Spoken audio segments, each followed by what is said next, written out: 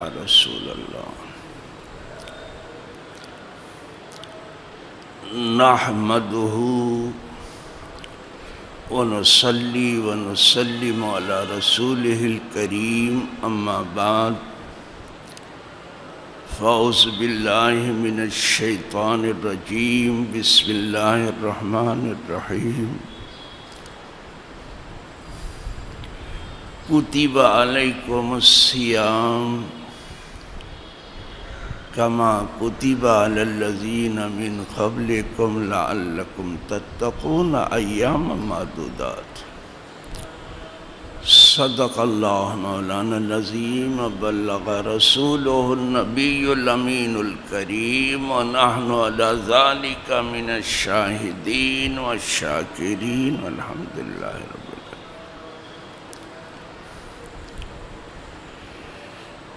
برادران دینی و یقینی قابل احترام حاضرین و ناظرین موجودین و غائبین،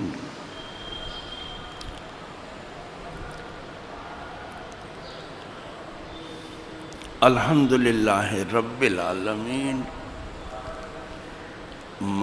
وہ ماہ صیام و قیام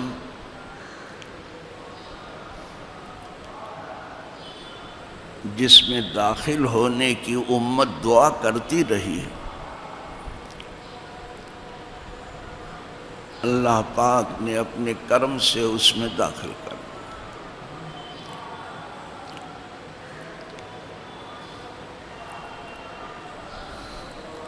اب اس کے کرم سے یہ بھی امید ہے کہ رمضان جانے سے پہلے سب کی مغفرت ہو.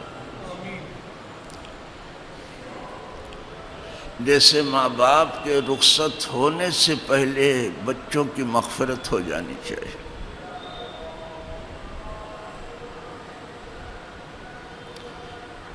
اور درود پاک کی بات جیسے ہی آئے فوراً صلاۃ و سلام کی صدا بلند ہونی چاہیے.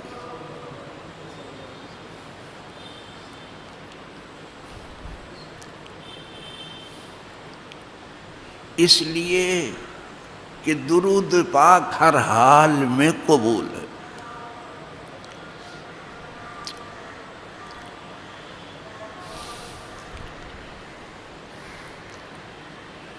اس ماہ صیام و قیام کے لیے شعبان کی آخری تاریخ کو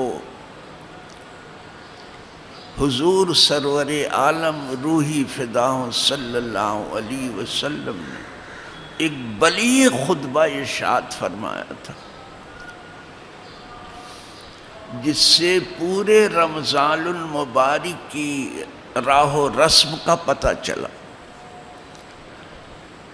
کہ آنے والا مہینہ کیسے ہم کو گزارنا ہے، جس کو گائیڈ لائن آپ کہتے ہیں.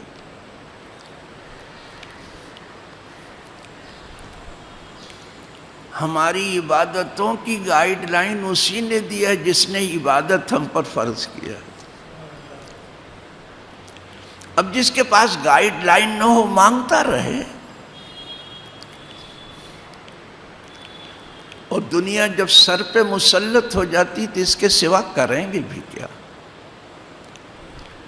عبادات میں کسی گائیڈ لائن کی ضرورت نہیں.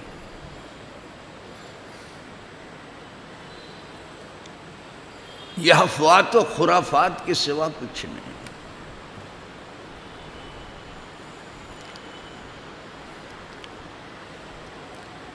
شعبان کی آخری تاریخ تھی، حضور نے زبردست خطبہ دیا، اور راوی بھی وہ ہیں جو حضرت سلمان فارسی ہیں.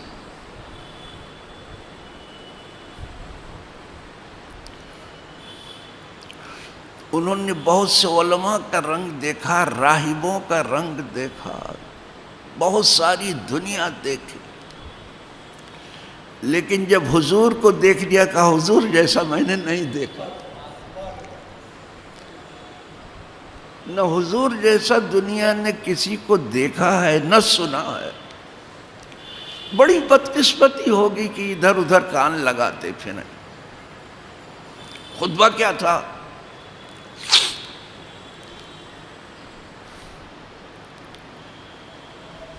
ان سلمان فی آخر یوم من شعبان خطبنا رسول اللہ صلی اللہ علیہ وسلم یا ایہا الناس۔ کیا عمومی خطاب، یہ خطاب تمام دنیا کے انسانوں کے لیے ہے۔ ہمارا دین بھی تمام دنیا کے لیے ہے، وہ اسلام ہی ہے جسے آفاقی کہا جا سکتا ہے، جسے انٹرنیشنل کہا جا سکتا ہے۔ یہ خواہی نہ خواہی دنیا نے یہ چیز اپنے لیے وقف کر کے رکھی ہے کہ ہم انٹرنیشنل برادری۔ کب سے آپ انٹرنیشنل ہو گئے؟ سب کو خطاب کیا، پوری انسانیت۔ قد اصل لکم شہر العظیم، یہ اب خطاب چل رہا حضور کو۔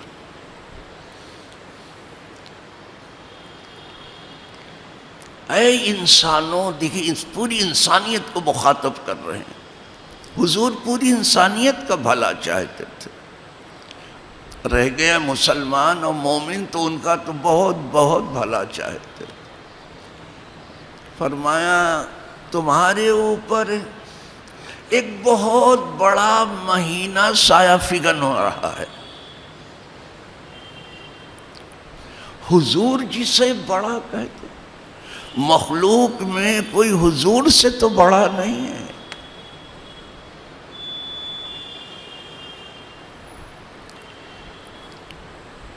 حضور یہ ہدہد والا عرش عظیم نہیں ہے کہ وہ لہا عرش عظیم۔ اس نے تو بلقیس کے تخت کو عرش عظیم بڑا بھاری تخت کہہ دیا تھا۔ یہ حضور شہر عظیم، تم پر ایک بہت بڑا مہینہ سایہ فگن ہونے جا رہا ہے۔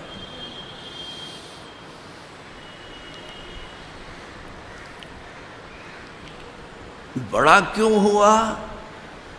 شہر عظیم کیوں ہوا؟ اس لیے کہ اللہ کا مہینہ، اللہ بڑا ہے، مہینہ بھی بڑا ہے۔ اللہ جیسا کون ہے؟ الشعبان شہری و رمضان شہر اللہ۔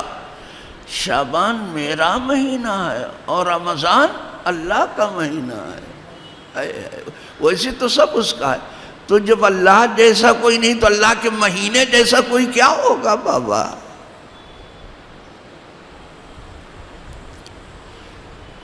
بہت بڑا،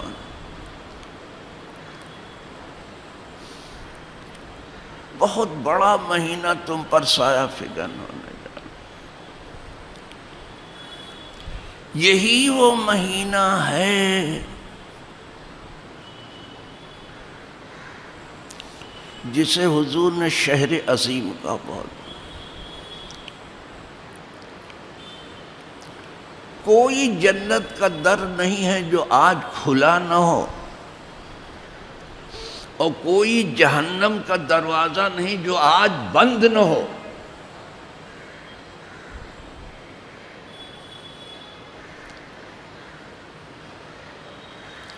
جتنے دروازے جہنم کے بند ہوتے ہیں رمضان میں،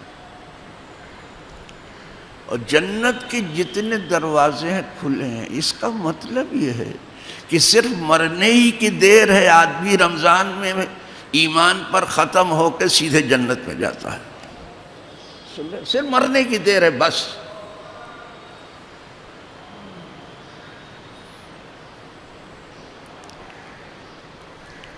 اسی کو کہا کہ فتح ابواب الرحمہ، فتح ابواب الجنہ۔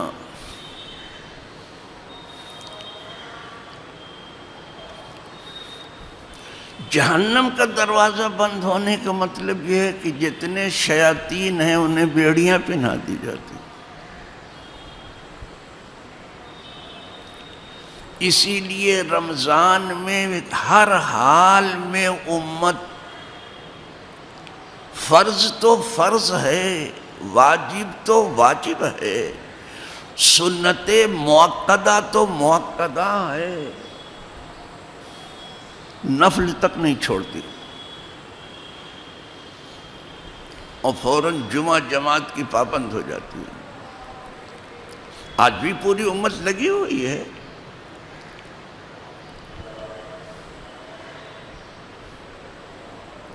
جہاں اس کو موقع ملتا وہ سر رکھتی ہی ہے، وہ سجدہ گناہ ہے، تو شیطانوں کو سب کو بیڑی پہنا دی گئی،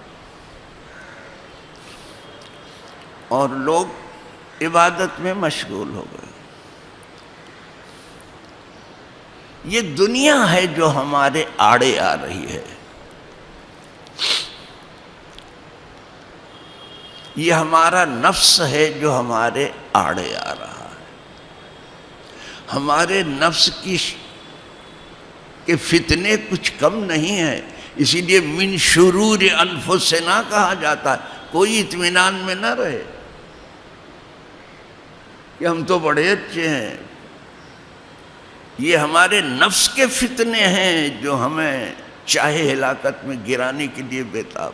یہ دنیا ہے جو ہمارے آڑے آ رہی ہے، لیکن قربان جائیے اسلام کے، اسلام کو عبادت سے روکنے والا کوئی پیدا ہی نہیں ہوا ہے۔ اس لیے کہ ہم ہیں عبد،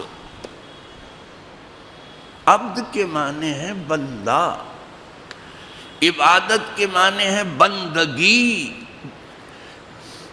آپ وہ وقت مجھے بتا دیں جب آپ خدا کے بندے نہ ہوں، کوئی وقت یاد ہے آپ کو جب آپ خدا کے بندے نہ ہوں؟ اگر ہر وقت اس کے بندے ہیں تو ہر وقت اس کی بندگی ہے، مسجد میں ہو تو بھی بندگی ہے، گھر میں ہو تو بھی بندگی ہے، سفر میں ہو تو بھی بندگی ہے، حضر میں ہو تو بھی بندگی ہے، مرض میں ہو تو بھی بندگی ہے، صحت میں ہو تو بھی بندگی، امیری میں ہو تو بھی بندگی ہے، اگرچہ امیر کو بڑا برا لگتا ہے، کچھ امیر ایسے بھی ہیں، امیر ہو تو بھی بندگی ہے، غریب ہو تو بھی۔ حد یہ ہے کہ 10 سال کے بچے کو حکم ہے کہ اگر یہ بندگی کی راہ پر نہیں آ رہا ہے تو ہلکی سی تنبیہ اس کو کرو، بہت پٹائی مت کرو جو کہ ہم نے پٹائی کر دی، پٹائی کی ضرورت نہیں ہے، نہ پٹائی کی ضرورت ہے نہ کٹائی، لیکن ہلکی سی تنبیہ کرو بچے کو، 10 سال کا جب ہو جائے تو کوئی نہیں روک سکتا۔ تو ہم جب ہر وقت بندگی ہیں تو بندگی ہے، جہاں ہم ہیں وہیں، اسی لیے ہمارے لیے پوری روئے زمین کو اللہ نے مسجد بنا دیا ہے۔ مسجد یہ در و دیوار نہیں ہے جس کو رنگ و روغن لگایا جا رہا ہے، یہ مسجد کی دیواریں ہیں۔ مسجد وہ جگہ ہے جہاں سجدہ کیا، زمین ہے، زمین، واہ، مسجد بنا ہے جائے سجدہ، تو سجدہ کوئی دیوار پر کرتا ہے کہ گنبد پر کرتا ہے؟ اسی لیے بابری مسجد کی شہادت کے موقع پر میں نے کہا تھا کہ دنیا میں کوئی پیدا ہی نہیں ہوا کہ ہماری مسجد شہید کرے۔ مسجد تو وہ ہے جہاں ہم سر رکھ رہے ہیں، سجدہ کر رہے ہیں، زمین ہے۔ در و دیوار گرا سکتا ہے، گنبد گرا سکتا ہے، مسجد تو کچھ نہیں کر سکتا۔ چلو بات لمبی ہو جائے گی، یہ آپ کے سمجھنے کے لیے عرض کر رہا ہوں۔ دین تو بہت سمجھنے کا تھا، لیکن جتنا زیادہ سمجھنے کا تھا اتنا ہی کم سمجھا گیا۔ تو یہ شہر عظیم آ گیا، بہت بڑا مہینہ آ گیا، شہر المبارک۔ حضور نے فرمایا یہ بڑا برکت والا مہینہ ہے۔ پھر یہ نہیں فرمایا کہ کس چیز کی برکت ہے، جسم کی برکت ہے کہ جان کی برکت ہے کہ رزق کی برکت ہے کہ روپے پیسے کی برکت ہے؟ کچھ یہ نہیں فرمایا. یہ شہر مبارک برکت والا، یعنی ہر چیز کی برکت ہے. سمجھے؟ یہ شہر مبارک برکت. اس کے بعد فرمایا شہر فیہ لیلۃ خیر من الف شہر. یہ ایسا مہینہ ہے جس میں ایک رات ایسی بھی ہے جو 1000 مہینوں سے بہتر ہے. اسی مبارک رات میں قرآن اترا ہے. یہ بھی سن لیجئے قاعدے سے. کہاں ٹائم ملے گا آپ کو درسگاہ میں جانے کا کہ آپ سنو گے، اور یہاں تقریر کے نام پر لفاظیاں ہو رہی ہیں. کیا کریں گے؟ کچھ سمجھ بوجھ تھوڑی. بہت کم لوگ ہیں جو تدریسی انداز میں گفتگو کریں، جو پڑھانے کا انداز ہے، جو دین ان کے حوالے کرنے کا انداز. اسی رمضان میں قرآن کا 2 نزول ہے. 2 بار قرآن اترا. ویسے تو 23 برس تک اترتا رہا، لیکن قرآن کا 2 نزول ہے. 2 بار اترا. ایک بار لوح محفوظ سے آسمان دنیا پر، اس کو قرآن انزلہ سے بیان کرتا ہے. اور ایک بار جو ہے پہلے آسمان سے زمین پر دھیرے دھیرے 23 برس، اس کو قرآن نزلہ سے بیان کرتا ہے. جہاں نزل القرآن آیا، اس کا مطلب قرآن دھیرے دھیرے اترا، تدریجاً اترا. اسی لیے دھیرے دھیرے پڑھنا چاہیے. لیکن مقتدی جو ہے بیچارے حافظ کے ناک میں دم کیے رہتے ہیں. ذرا حافظ جی تھوڑا سا میرے حال پر کرم کیجئے گا. زبردستی بے پر. حافظ جی بھی کہتے اچھا ٹھیک ہے، جب مستی سب میرے پیچھے کھڑے تو میں بھی کیا کوئی کم مست ہوں. پھر دکھاتے ہیں مستی، لیکن صحیح نہیں ہے وہ.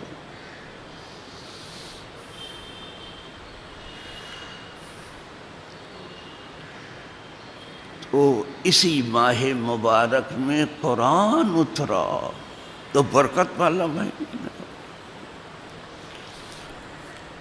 اور قرآن اور رمضان یہ دونوں شفاعت کریں گے بندے کے.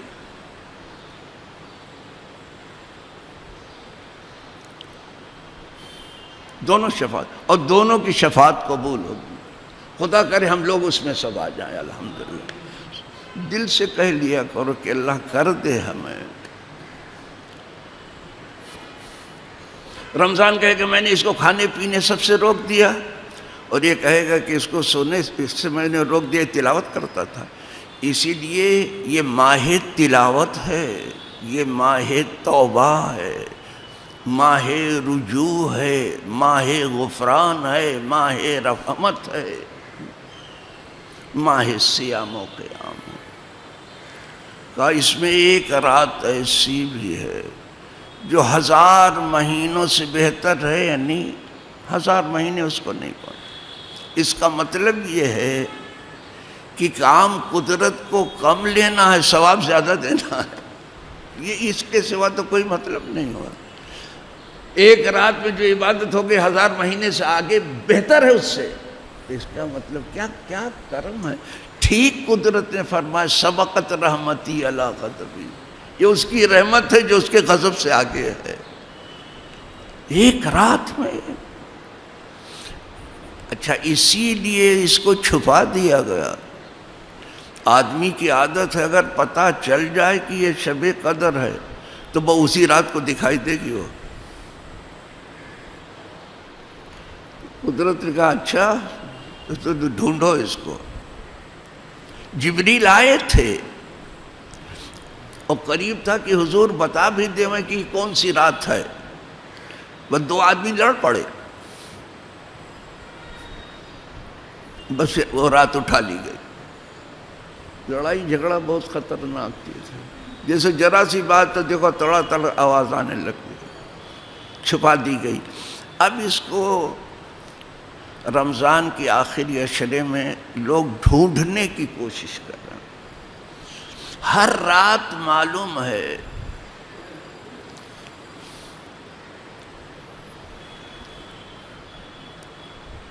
ذوالحجہ کی 10 راتیں معلوم ہیں، لیال عشر جسے آپ کہتے ہیں، والفجر ولیال عشر، یہ 10 راتیں معلوم ہیں.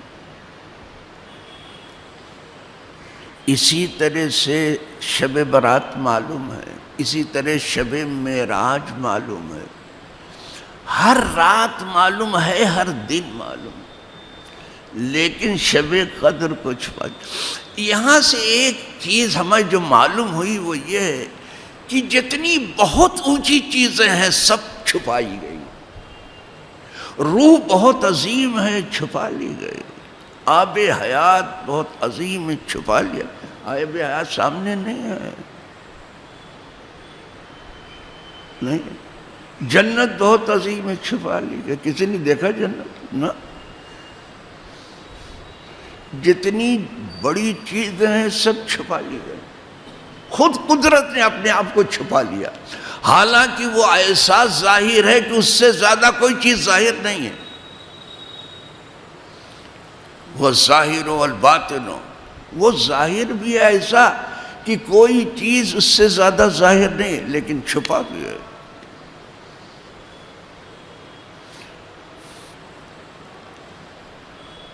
بے حجابی یہ کہ ہر شے سے ہے جلوہ آشکار. اس پر ترا یہ کہ صورت آج تک نادیدہ ہے. صرف وہ دکھائی نہیں دے، ظاہر تو ہے. اور جبھی تو کہتا میں تمہاری شہرت سے زیادہ قریب ہوں. بالکل قریب. تو یہ راز چھپا اسی رمضان میں آتی ہے. حضور نے فیہ کہہ دیا، اسی میں ہے. اب وہ فقہا کی علماء کی بحث اپنی جگہ پر، حضور اس حدیث میں فرما رہے اسی میں ہے شب قدر جو 1000 مہینے سے لے. پھر سرکار نے بیان فرمایا کہ یہ ایسا مہینہ ہے، ہوا شہر. صرف مہینہ ہی مہینہ کا، شہر کے معنی مہینہ. یہ شہر بمبئی شہر نہیں، کلکتہ شہر نہیں، لکھنؤ اور کانپور نہیں. شہر معنی مہینہ. کہا یہ ایسا مہینہ ہے کہ جس نے کوئی ایک نیکی کی، نفل نیکی، تو گویا فرض ادا کر لیا. اور جس نے ایک فرض ادا کر لیا گویا 70 فرض کر. اب انہی لفظوں میں سن لیجئے جو حضور فرماتے ہیں، اس کی برکت بھی حاصل کر لیجئے. ہوا الشہر، یہ مہینہ ہے. من ادا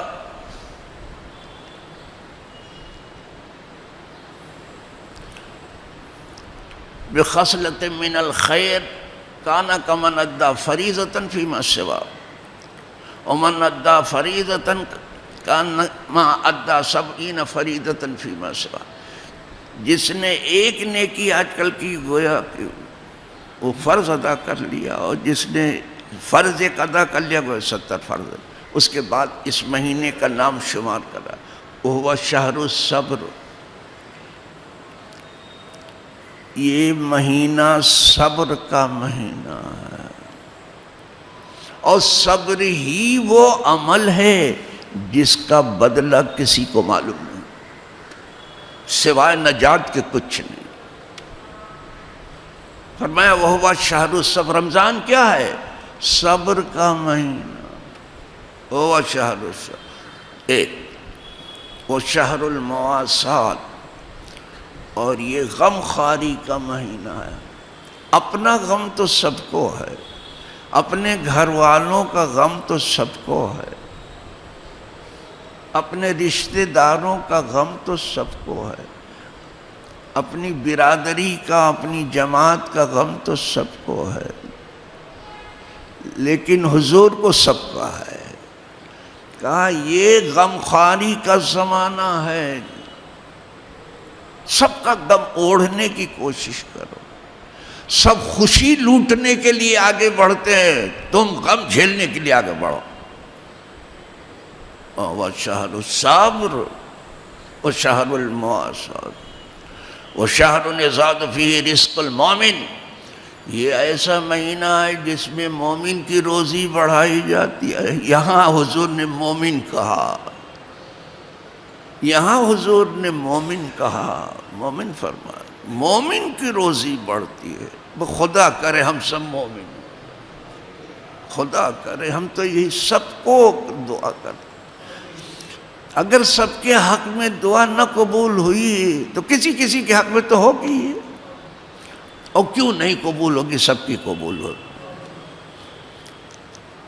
آخر تو یہ خیر امت ہے. تو اس میں مومن کی روزی بڑھا دی جاتی ہے. وہ آپ کو معلوم ہے کیسے بڑھائی جاتی ہے؟ رمضان میں جو لوگوں نے کھا پی لیا ہوگا، پہن اوڑھ لیا ہوگا، 11 مہینہ تو نصیب نہیں ہوگا. ہمارے ہاں ایک شاعر ایک مرتبہ ایک دعوت میں آ گیا تھا، اس کا نام تھا بے حس. وہ واقعی میں بے حس تھا بھی. تو جب کھانے کے لیے بیٹھا تو اس کو پھل زیادہ دکھائی دیے. کہنے لگا حضرت یہ رمضان ہے.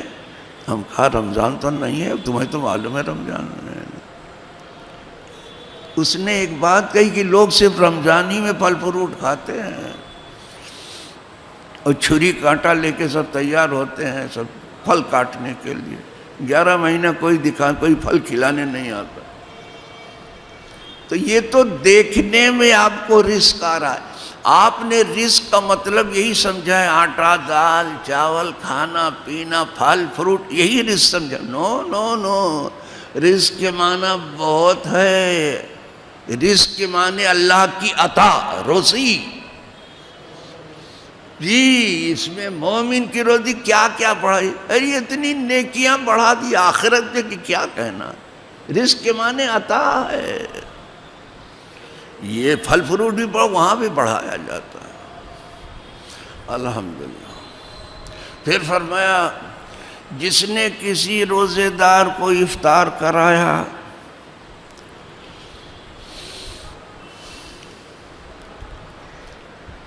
تو اس کے گناہ معاف ہو جائیں گے. لیجئے صاحب. من فطر صائما، جس نے روزے دار کو افطار کرا دیا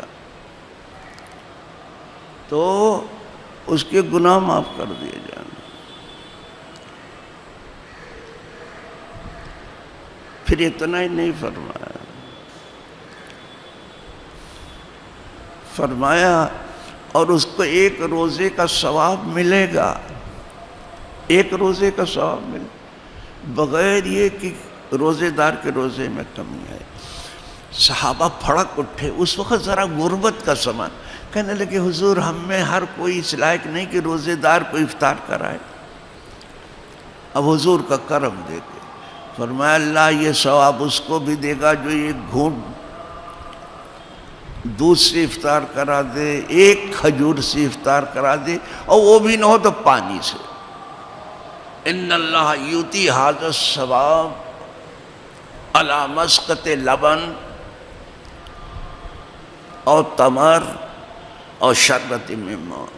کہا آپ افسوس مت کرو، نہیں ہے آپ کے پاس ایک گھونٹ دودھ سے افطار کرا دیجیے. بکریاں بہت تھی سب، نہیں تو ایک کھجور تو آپ کے پاس اس سے افطار، اور وہ بھی نہیں ہے تو پانی سے افطار. اس کا کیا مطلب ہوا؟ ہر آدمی افطار کرانے کی کوشش کر رہے، افطار کرنے ہی کی نہیں. ہم نے عرب میں یہ دیکھا آج بھی کہ وہاں افطار کرنے سے زیادہ افطار کرانے کے. یہاں تو پلتی مار کے بیٹھ گئے اور کہیے کہ ہاتھ دھو لیجئے تو کہتے ہیں زندگی سے ہاتھ دھوئے بیٹھے کہ ہاتھ دھوئے بیٹھے. انا للہ و انا الیہ راجعون. افسوس ہے کوئی 500 آدمی کو افطار کرا رہا، کوئی 200. پھر بھی یہاں ٹھیک ہے الحمدللہ. اور فرمایا جس نے پیٹ بھر کے کسی روزہ دار کو کھلایا، پیٹ بھر کے، تو اللہ اس کو ہماری حوض پر لائے گا اور میں اس کو پلاؤں گا، خدا کرے حضور کے ہاتھ سے پینا نصیب۔ وہ جینا پھر جینا ہے جہاں حضور کے ہاتھ سے پینا، ایسا پلاؤں گا کہ جب تک جنت میں جائے پیاسا ہی نہیں ہوگا۔ ومن اشبع صائما، جس نے پیٹ بھر کے کسی روزے دار کو کھلایا، سقاہ اللہ من حوضی شربتا لا یظمأ حتی یدخل الجنہ، پھر اللہ اس کو میری حوض سے ایسا پلائے گا کہ جنت میں جب تک نہ جائے پیاس نہیں لگے گی، بہت پیاس ہوگی اسے۔ میں نے اس پیاری حدیث کو چھوڑنا مناسب نہیں سمجھا، اور میں گھڑی دیکھ کے واز کرنے والا تو ہوں نہیں، گھڑی والا آدمی نہیں ہوں، گھڑی گھڑیال کچھ نہیں، الحمدللہ۔ پھر سرکار نے فرمایا یہ شہر ہے، یہ ہوا شہر اولہ رحمہ وآخرہ مغفرہ وأوسطہ مغفرہ وآخرہ عتق من النار۔